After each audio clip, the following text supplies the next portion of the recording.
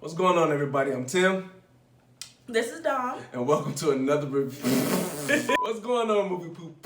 Poo-poo. Poo-poo? The poo-poo. I can't talk. The poo-poo. Okay. What's going on, movie poop? What is wrong? You want me to get the bag? No, I'm getting I this. believe I'm it. gonna get Come it. on, you got it. What's going on, movie people?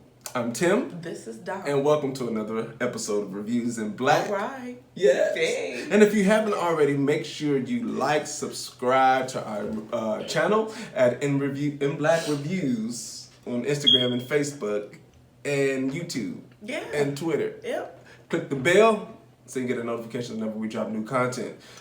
Today we're going to be talking about Netflix movie Uncorked. Uncorked. Yes, which was such a timely movie. We all on quarantine and chill right now. It was just released. We're a little, I don't know. Uncorked is about a young man who upsets his father when he pursues his dream of becoming a master sommelier instead of joining the family barbecue business. Okay, so we had a really cool time unpacking this movie. So we did a whole date night thing. Yeah. I was cooking in the kitchen. We did a indoor picnic in the house. Of course, we had our wine on deck. It's because it's about sommelier and wine. You have to. Got to. Yeah. So tell me what your thoughts. And before we even dive into this, make sure you put in your comments your favorite wine. Maybe we Yes. put in. Yeah. That's cool. That's a good one. That's a good one, babe. That's a good one. Your favorite wine. We can have some wine dialogue. Hey. While we talking about Uncorked. And featuring, Uncorked was featuring Mamadou Athie. It had Niecy Nash in there, Courtney B. Vance. Newcomer on the scene, it had Sasha Compere, as well as Matt McGorry, some other people, and then Bernard D. Jones, who's an AUC alum. Shout out to Morehouse in the building. I just jumped right into it. I enjoyed it. I enjoyed it for the simple fact that they showed the dynamic between father and son, especially coming from a black household. You know, when your ancestors, your grandparents and your great grandparents establish a business and they build something that they want to pass down through the generations to make sure that this is part of their family legacy. Yeah. And they worked hard for it, so it's something that's really close to the family. But when somebody wants to deviate away from that, when they want to create their own identity, their own legacy, it kind of creates this friction between the son, but everyone pretty much, you know, the son who wants to go a different route, take a different path, versus the father who wants to keep this family business within the family, right? You know, and it creates a that headbutt, but then all of a sudden turns into this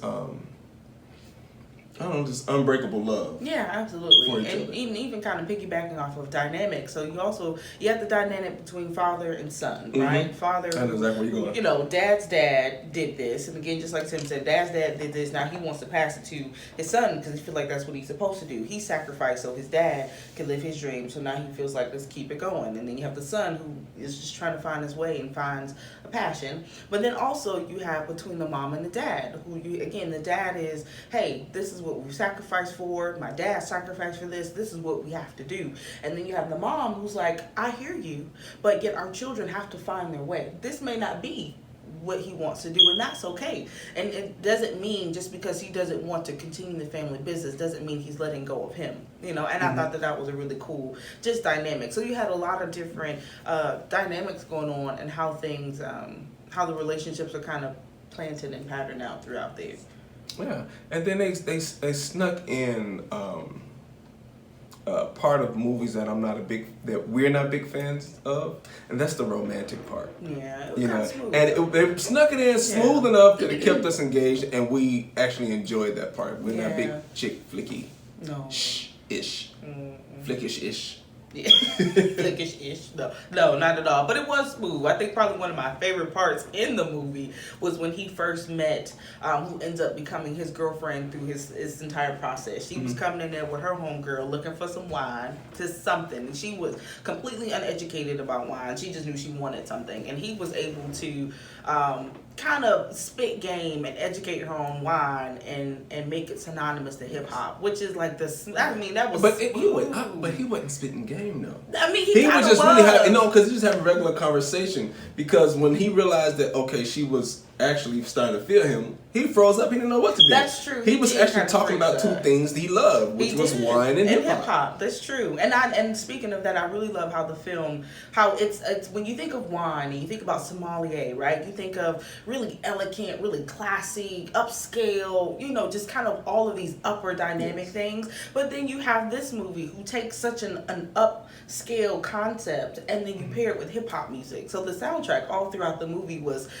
different phases of hip hop. Even when there was an opportunity that he got where he went to Paris. Even when you got to Paris, and then now all of a sudden you have French hip hop music. And so I loved how you have this upscale topic, and it went that way all the way through. You kind of have this dynamic of seeing him come home, which is he's a hometown business. He's not even in the hood. He's just part of that village. Like that's just the village. But then he also goes back and forth to this world. But there's still this balance of hip hop that just kind of marinates. Not really marinates, more so marries the two worlds and makes it digestible. It was pretty dope. Yeah. So all the way around, it was a good movie. I guess we just jump right into the ratings. It's simple. It's a Netflix movie, and I declare this movie to be a must-see. I'd agree. It's definitely a must-see. I think it's just a great feel-good film. It's not typical. It's something different. Still gives a great flavor to the culture. I think it's great. I do. It's a must-see. Boom. We agree. Yes, sir. I was about to explode it. Oh, she shot it. Oh, my bad. Wow! We're going to work on that, y'all. But we got an agreement, and we agree that this movie is a must-see. So please, I was going to say go out and go see it. Go home, go see it. Well, you should be at the house. Should be outside. Find your boo, Netflix, and chill. Absolutely. Get grab you some wine. On the phone. Yes. Some Pinot Noir, some good muscadine. She like Stella Rose. Yeah. Red wine. Heck, I like anything. You get you a Moscato. Roscata. All those. Get you some good wine. I just like wine. I'm not very flavorful in wine. I don't know a lot about it. I just like it. Everything about good wine, some dry wine. No, not no dry wine. I like dry wine. I can't because it make you go. Get what I drink it. I'm like it's too dry. But again, understand. So yes, make sure you like, subscribe to all of our channels, to our YouTube channel on Instagram, Facebook, Twitter. Follow us, leave comments on anything that you may want us to talk about, anything you might want to have a dialogue with us on. Subscribe, share these videos. We want to reach out to more people like you and just communicate with us. We want to know more about you. Yeah, absolutely.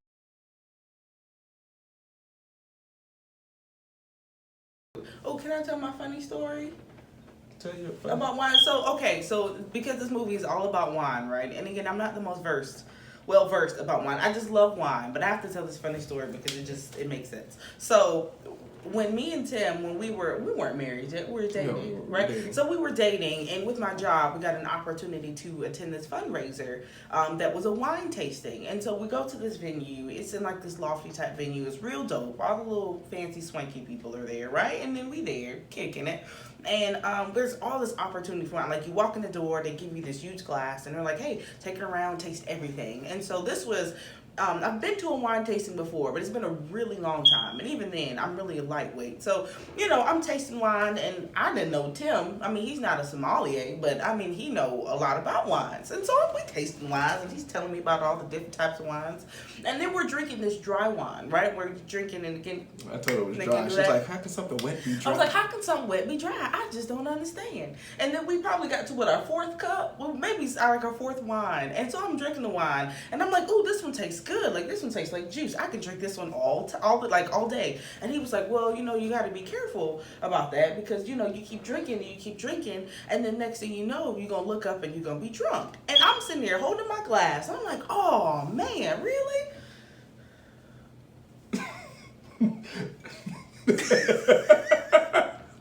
And I'm probably looking up for about 6 or 7 seconds, and then I look down, and Tim is looking at me with like the blankest stare, like, "What are you doing?" And I'm like, "Well, you said if you go look up, you'll be drunk." So I looked up because I thought it was a bit more complex to me in my mind. I promise y'all I'm smart. I got a whole finance degree. Please don't leave us, y'all.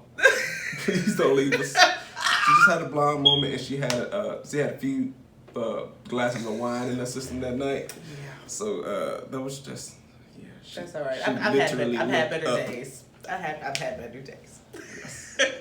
But again, we thank you guys for chilling with us.